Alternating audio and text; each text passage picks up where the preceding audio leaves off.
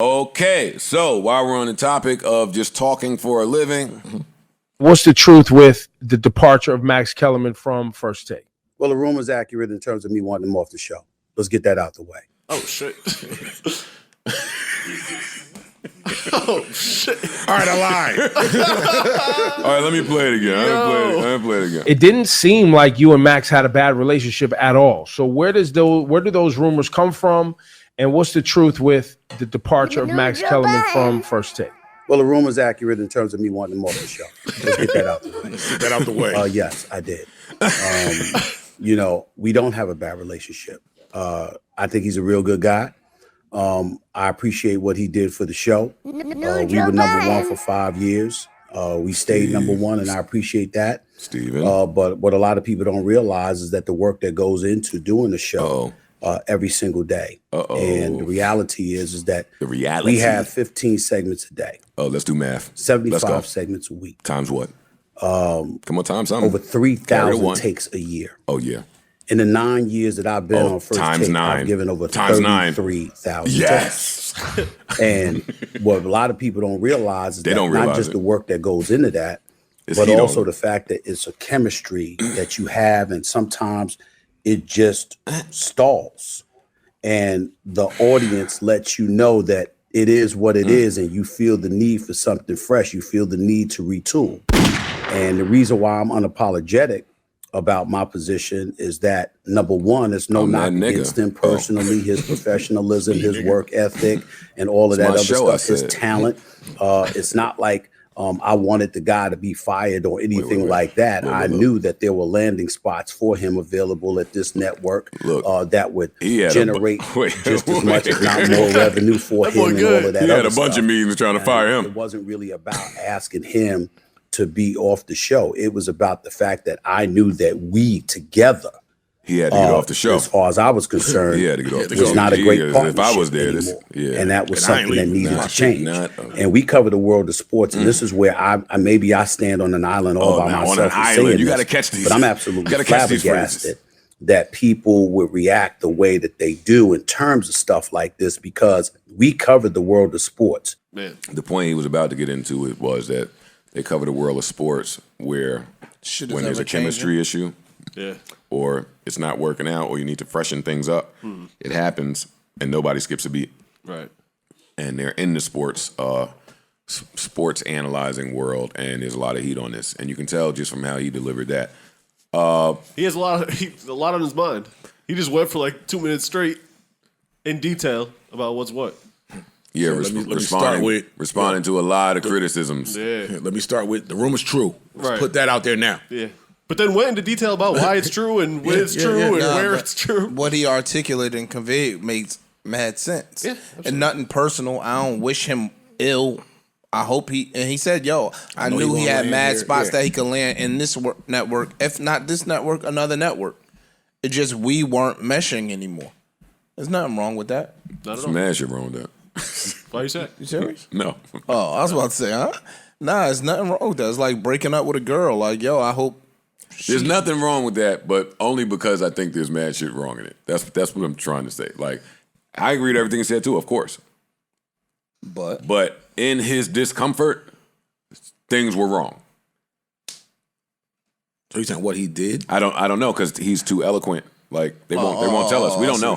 But he is saying, Max is great. Our chemistry today, we're from me. Mm-hmm. So when he says that and makes it a point to say, it lets me know that Max don't feel this way.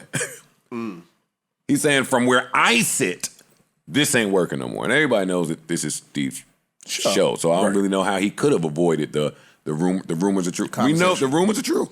The rumors are true. And I think he did a real professional job. I like how he handled it, and I love what he said. He didn't slip the jab. He said, He went at it.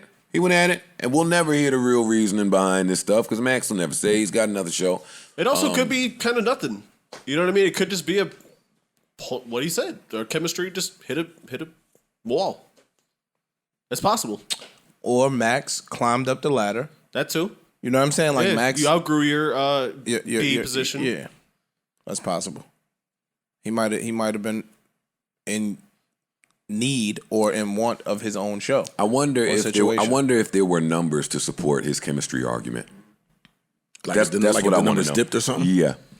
Because he was saying, hey, the fans let us know when we're in the business when it's off. He did say that. If the fans let you know, do you mean by the engagement, or do you mean by views? Yes. I mean, you tell us. You tell us, buddy. That's an important distinction. And it's very much so. It's one that we'll never find out. Yeah, because the numbers might not have supported what he was saying. Right. But fans that would say he went in there and put his foot down. It's personal. Because if the numbers don't say it, the network not looking to make any changes. Because this is what I didn't like. And I love Stephen A. The Monday that it aired with that First Take aired with Michael Irvin. It was, I think, all 2 hours were Dallas Cowboy topics.